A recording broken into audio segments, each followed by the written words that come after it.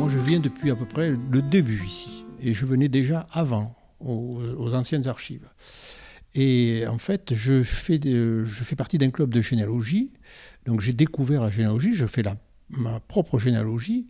Et puis je l'ai dépassé un peu ce stade. Et maintenant, en fait, je fais des relevés pour les généalogistes. Des relevés de contrats de mariage, de testament, etc. Donc quand je viens ici, je consulte, je prends des photos de tous les actes qui m'intéressent. Et je vais chez moi, et quand je suis chez moi, je les dépouille, je les lis, je les enregistre et je les mets sur un tableau Excel. De façon à ce que les gens puissent accéder à la donnée qu'ils veulent, ou aux données qu'ils veulent. Parce qu'en fait, c'est très difficile, quand vous cherchez quelqu'un pour votre généalogie, c'est une aiguille dans une botte de foin, quand vous cherchez dans tout ça. Donc moi, je fais en sorte de les aider. De faire en sorte qu'ils arrivent plus rapidement là où ils veulent aller. Bonjour, oui, ça va faire la 4e année que je viens à Pierre-Vive. Ça fait 4 ans que j'ai commencé ma thèse à la faculté de droit de Montpellier, une thèse d'histoire du droit, dont le sujet porte sur le droit de la famille de la Révolution française.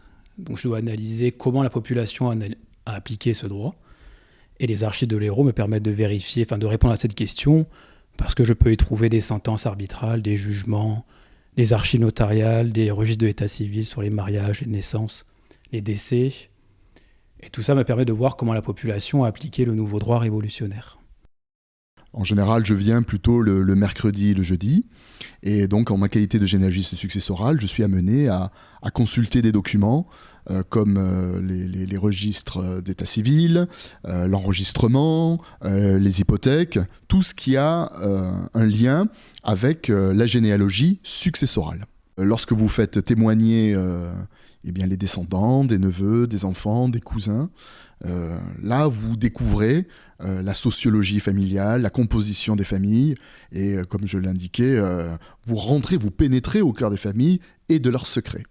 Et effectivement, on peut se retrouver, les archives évoquent beaucoup de choses pour ce qui est l'établissement des dévolutions, mais j'ai besoin d'un témoignage lorsque parfois j'ai un peu des lacunes, lorsque les documents sont lacunaires, j'ai besoin d'un témoignage pour parfaire, corroborer des informations. Et parfois, je me retrouve avec quelques surprises, des enfants oubliés, des enfants qui ont été abandonnés. Et ce genre d'informations, je ne peux les savoir qu'en faisant témoigner des personnes. Alors, je viens régulièrement pour consulter les archives, parce que je suis prof d'histoire et chercheur en histoire à l'université. Et donc, je viens régulièrement en salle de lecture, je disais une fois par trimestre, disons, voire plus en fonction de mes disponibilités. Et donc, je consulte des documents qui sont prélevés dans les réserves. Il m'est arrivé aussi en tant qu'enseignant de venir avec des classes de 3e pour faire visiter le bâtiment. Et depuis l'année dernière, je viens avec des masters de recherche de l'université Paul Valéry pour faire une visite, puisque j'anime un séminaire sur la recherche en archives. Alors moi, je suis spécialiste des affrontements symboliques et en particulier, j'ai travaillé sur les dénominations urbaines, les noms de rues.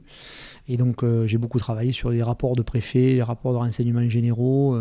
Il y a des dossiers, des délibérations municipales sur certaines séries où on débaptise les rues. Puisque moi, j'ai beaucoup travaillé sur la partie Troisième République et Vichy, où on a baptisé et débaptisé plusieurs fois à ce moment-là.